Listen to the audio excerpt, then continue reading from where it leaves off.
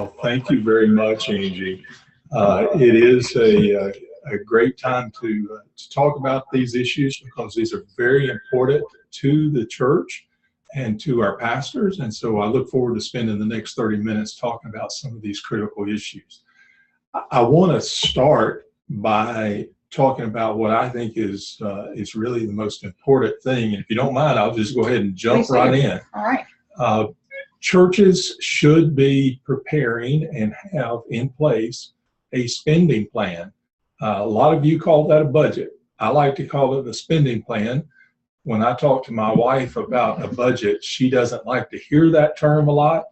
But when you say spending plan, she likes that. So I like that too. In the church world, you need a budget or a spending plan. And so I would recommend that you go to our website, and I'll reference that a lot during our conversation today, as I always do. But our website is benefitsboard.com. And on that website, if you'll just click at the top on the resource tab and then go down to where it says manuals, you'll find a list of manuals. I think there's like 10 or 12 different manuals on there, all of them wonderful. But one is talking about specifically about building and creating a church budget. And so you need to think about what you're doing. And I know a lot of you say, well, you know, we really don't have enough money to create a budget, so therefore we're not going to do one. We'll just spend what comes in.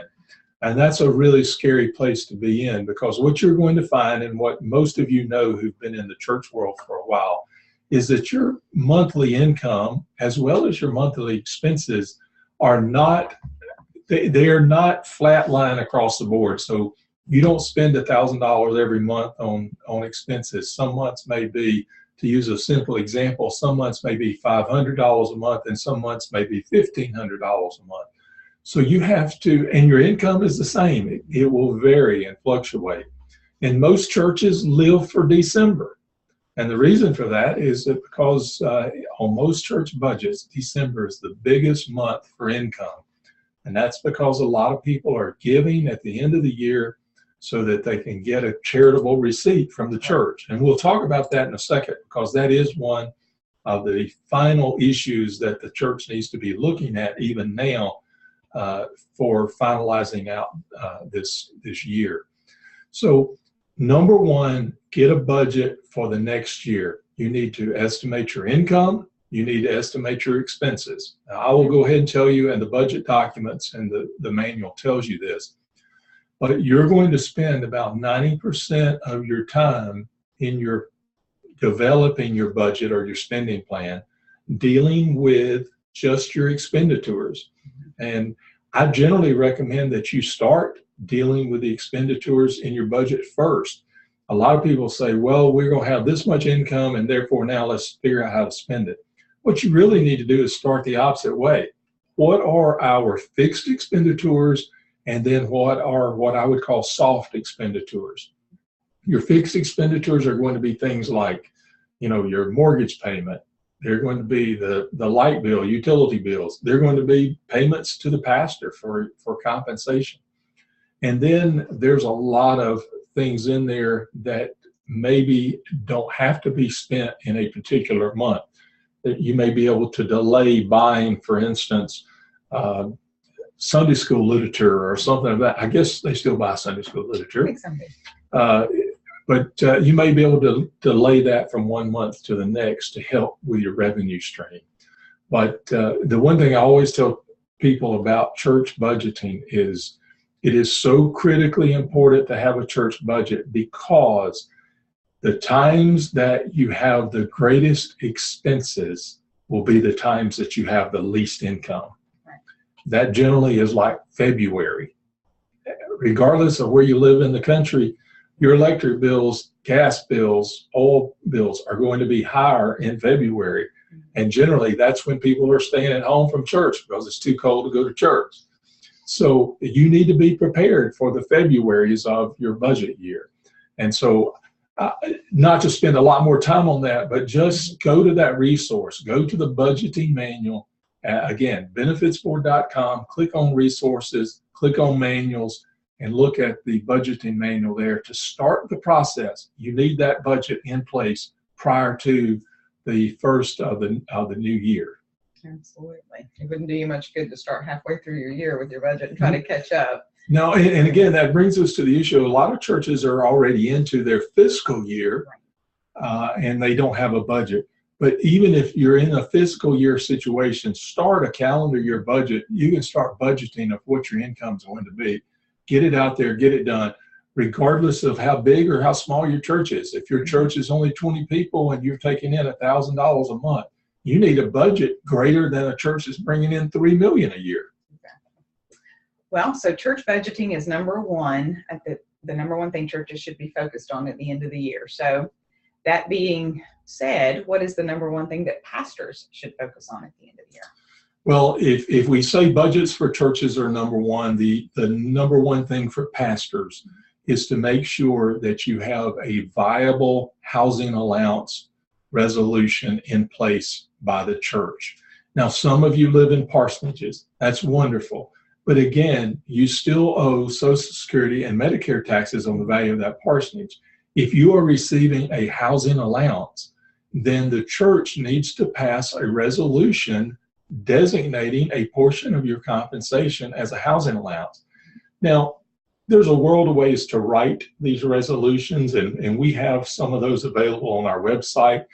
Again, if you go to manuals, you can look under the Treasurer's Manual or under the Minister's Compensation Manual and find a lot of information on this. But you really need a simple resolution that says XYZ Church of God, through the actions of the church body or the church council, hereby creates a housing resolution for Pastor John Doe.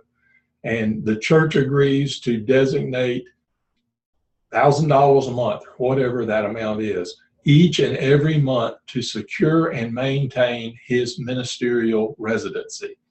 And then you should add this little tagline every time: this resolution shall be good and valid for the upcoming fiscal year, which is 2017 or whatever the year, and all years afterwards unless changed by this body.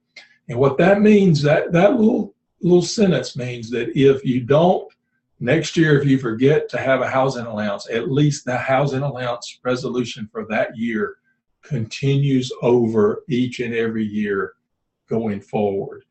Now, again, it doesn't cost the church anything to designate a portion of the pastor's compensation for housing. So this is a simple way to help pastors save on their taxes. So for instance, again, simple example, let's say a pastor's compensation from the church is $52,000 a year, $1,000 a week. Well, the pastor has to have a place to live. So if there's no parsonage, then the church could designate a portion of his weekly compensation for housing costs. It doesn't mean that they have to give him more money. If they want to, that's certainly wonderful, and we would encourage that. But if they don't have any additional resources, they could say, okay, $400 a week out of the pastor's $1,000 compensation is going to be designated for his housing allowance. Then what happens is, if he doesn't spend all that money for housing, then he can add that to his compensation at the end of the year. He doesn't have to give it back to the church like you do in an expense account. And what is the legality of a minister taking a housing allowance on a home located somewhere else while he's living in a church-provided parsonage? Or I guess, could he take a housing allowance on a previous home or a vacation home? Are there any rules for or against having two housing allowances? Well, and this comes up a lot, and a lot of you have heard me answer this question because it happens in church situations where a pastor has a home in one area, he moves to another area and buys a home there. And so he's left with two homes. He's got maybe two mortgage payments, and certainly has utility costs and all that on two homes. The regulations under Section 107 of the Internal Revenue Code are very clear, and it says that a minister is entitled to a housing allowance on his home, one home. So it's not multiple houses. There was a lawsuit a number of years ago, now 15 or so years ago, that dealt with this issue, actually involved a minister in Cleveland, Tennessee. But in that case, the tax court ruled very clearly that the statute, the language is very clear that you can only have one home. So if a pastor has a home in a previous city where he lives, has a home now, he can only claim the home that is his primary residence. So generally that's the house that he's living in.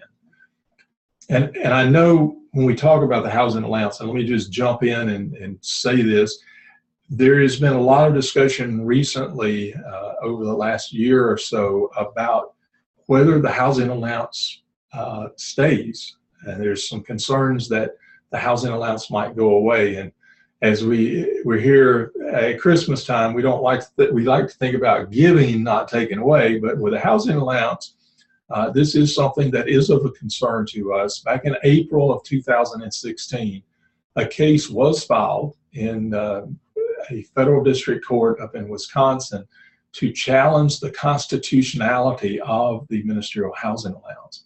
And what has happened over the time period since that case was filed is that the court has dismissed the claim against the parsonage allowance, but has kept the case active on the cash housing allowance. And so that case is moving forward. We don't know exactly when a decision will be reached. However, on November the 17th of 2016, the judge in that case issued an order and basically required that all pleadings and briefs in that case be filed by no later than March the 8th, and March the 8th of 2017.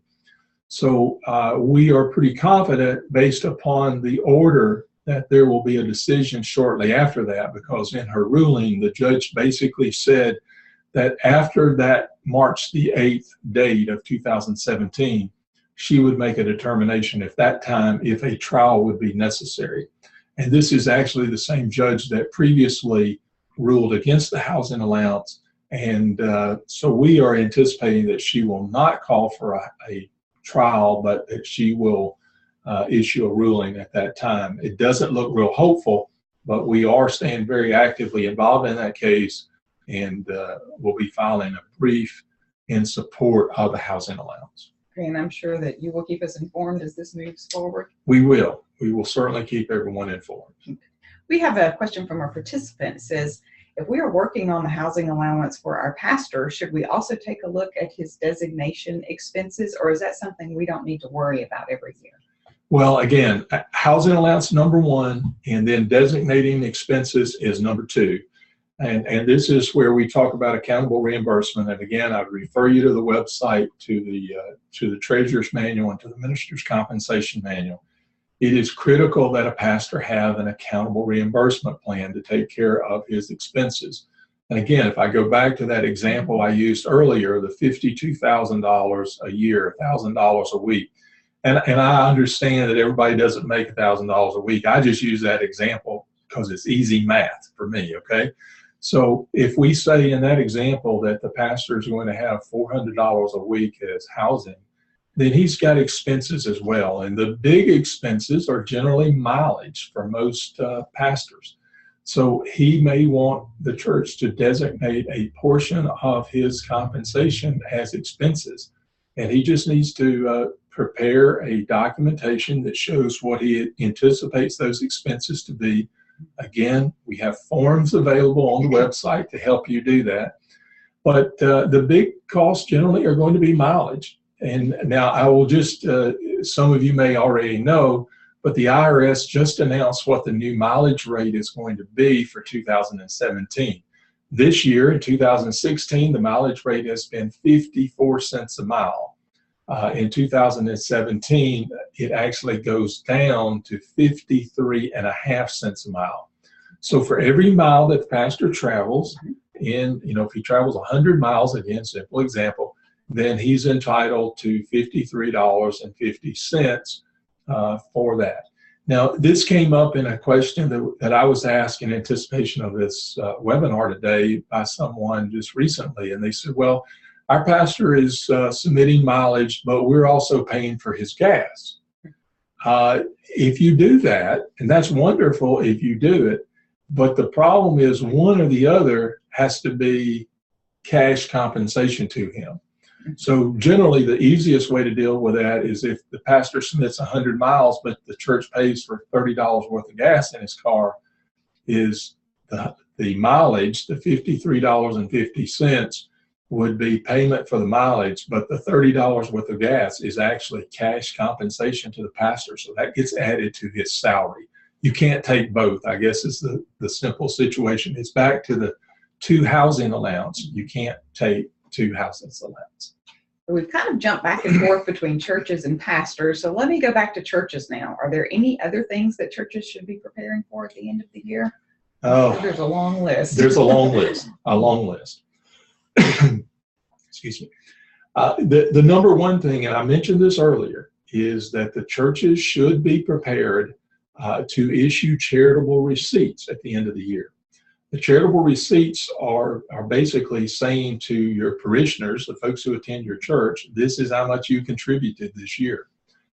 You do not have to give a charitable receipt for every contribution.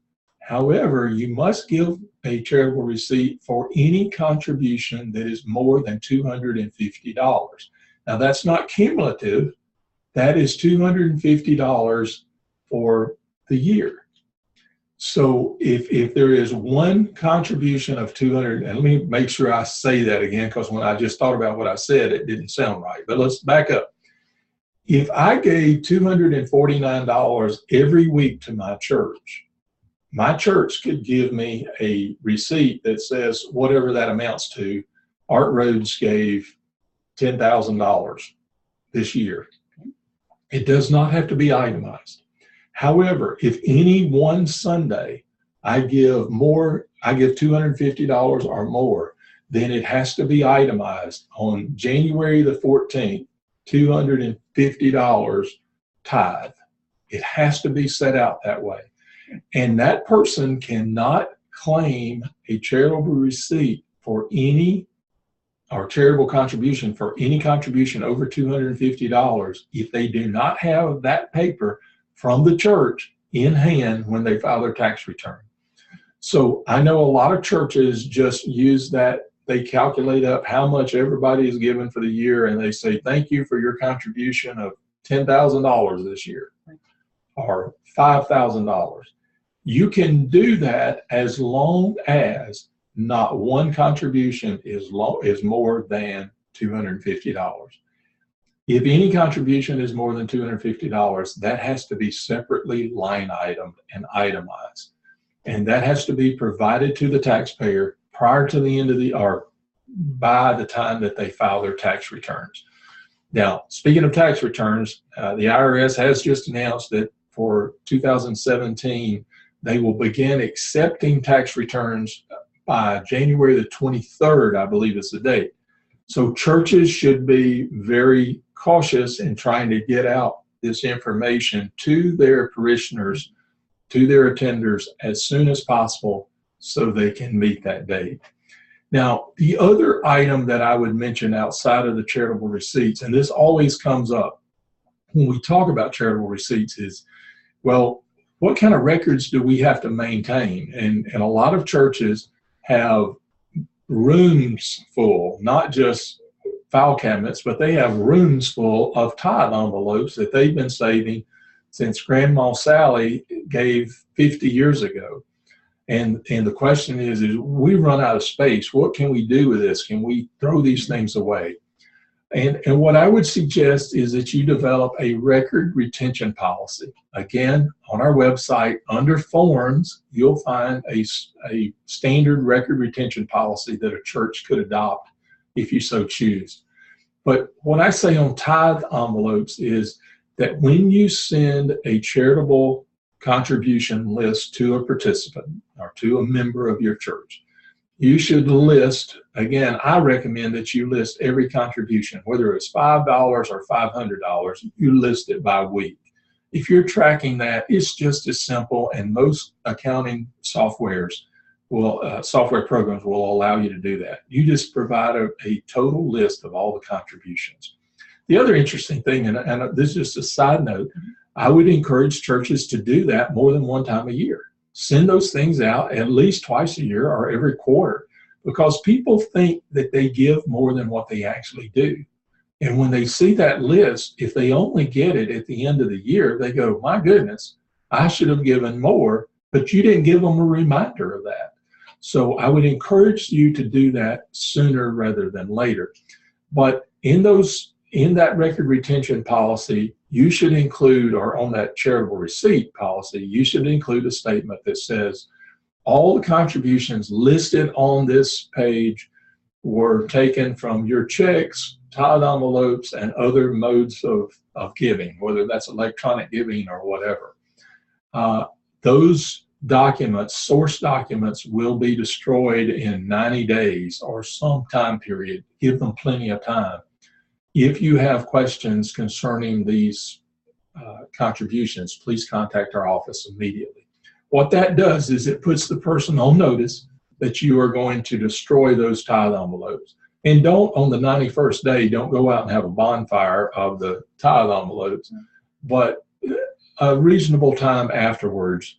Give those laggards a few days to get in there, but 120, 150 days later, then destroy those tithe envelopes, shred them, burn them, do something with them. Don't keep them forever. There's no need to do that. As long as you've given them notice that that you are going to do just that. But make sure that your policy is in place and you've got a record retention policy that says we're going to do this one time a year or every 6 months or something of that nature. A question that comes in that has changed the topic just a little bit. It says, I understand that the overtime rules that were set to go into effect in December have been stopped by a federal judge. What is going on, and what does our church need to do in preparation for any changes? Well, Angie, as you know, back in a month ago, November sometimes, we did a whole webinar, and you can go to our website and watch it on the overtime rules. And we talked all about this, and I think our webinar was like on November the 19th or something like that. And like 3 days later, just as we anticipated, a federal judge issued a ruling basically halting the implementation of the new overtime rules. And basically what was happening is under those rules, any person who had been an exempt employee, they had to meet 3 standards. They were either administrative, executive, or professional employee. But then if they made more than $23,360 a year, or basically $11.38 an hour, you had to pay them overtime. All the rules stay the same, except that salary level was to be increased to $47,476, or basically $22.83 an hour.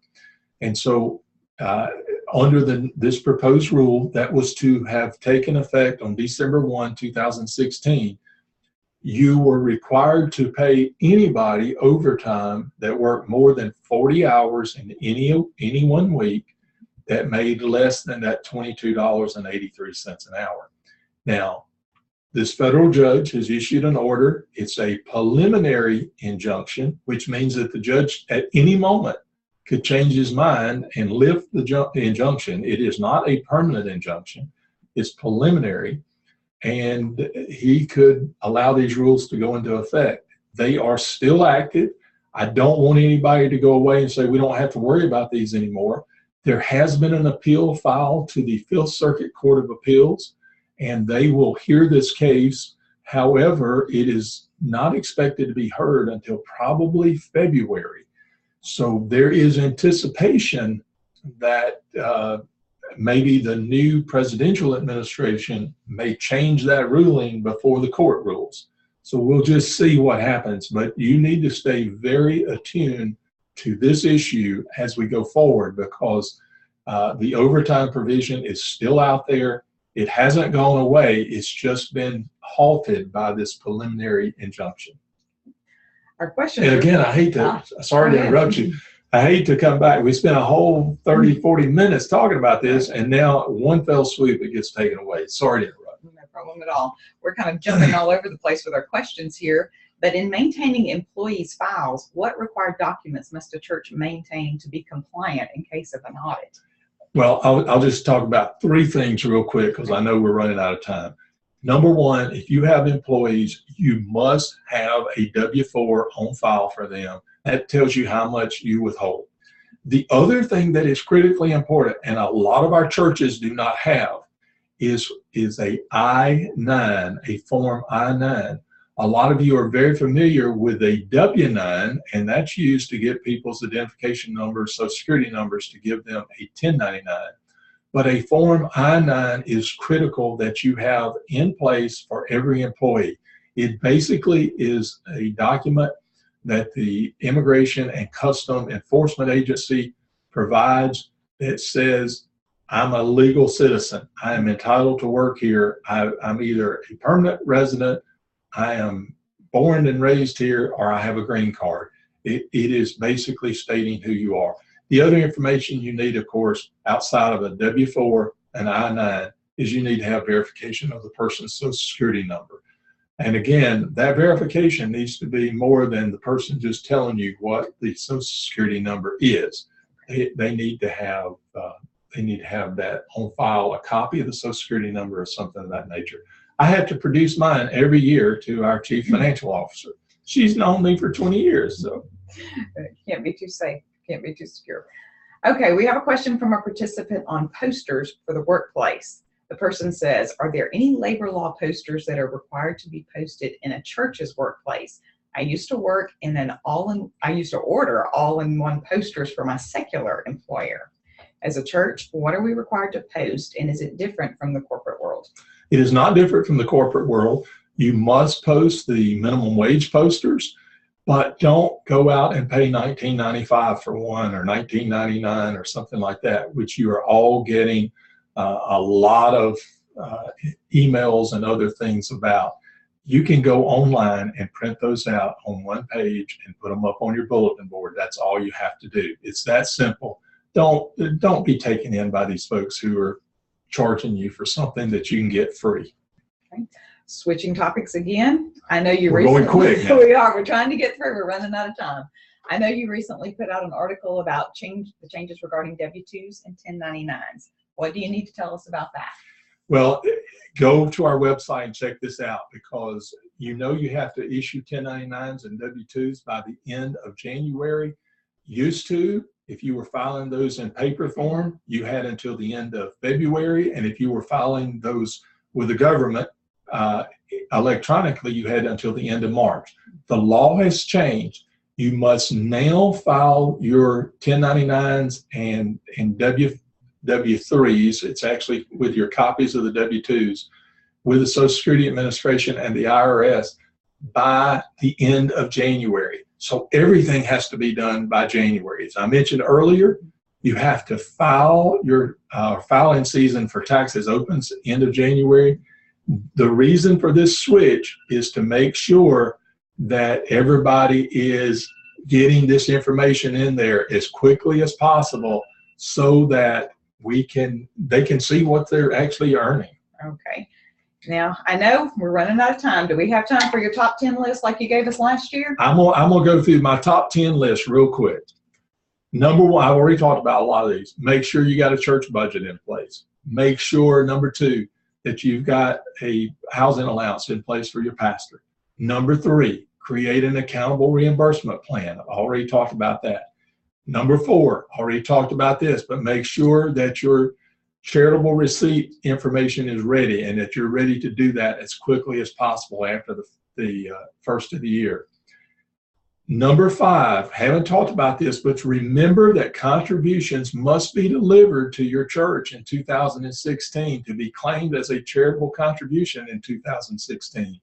The exception is if they are written, mailed, and postmarked in 2016.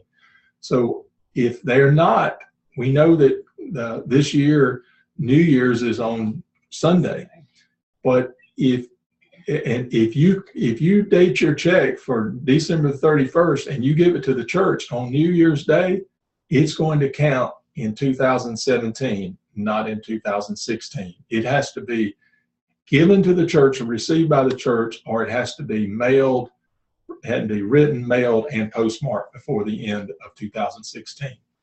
Number 6, your marital status on December 31 determines what your marital status is for the year. So if you're not married and you want to file jointly, you got what, 15, 16 days to get married, and you can file jointly by the end of the year, change your tax status. Number 7, your dependents at the end of the year determines your number of dependents for the year. Number 8, just a couple of simple things from our standpoint, is the benefits board will be open throughout the holidays to take your contributions. We will be receiving your year-end contributions, which is number 9. We'll be receiving those up through December the 29th. So get your contributions in. It has to be in our hand by December the 29th to count in 2016. The rules that apply that we just talked about for churches don't apply in the pension world. So it has to be received by us. Even if you mail it on the 29th, it doesn't count. It's going to count against your limitations for 2017, not 2016. Now, that doesn't mean that there's an issue. It just means for accounting purposes, we have to have it in hand. So again, go back 1 second. The board will be closed on December the 23rd and on December the 26th and on January the 2nd. But the rest of the time throughout the holidays, we will be here to answer your questions.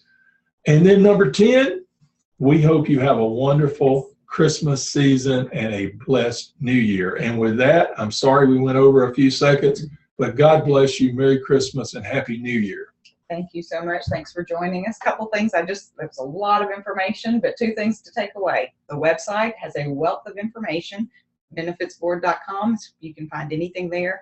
And we need to stay tuned about the housing allowance and these other new laws that are pending. So, all right. We hope you have a great holiday season, a very Merry Christmas, and a great New Year. And we'll see you back on January 18th. Wednesday, January the 18th at 2 o'clock, and we'll talk about W-2s again. God bless you. Have a Merry Christmas. Thank you, Angie. Thanks for joining us.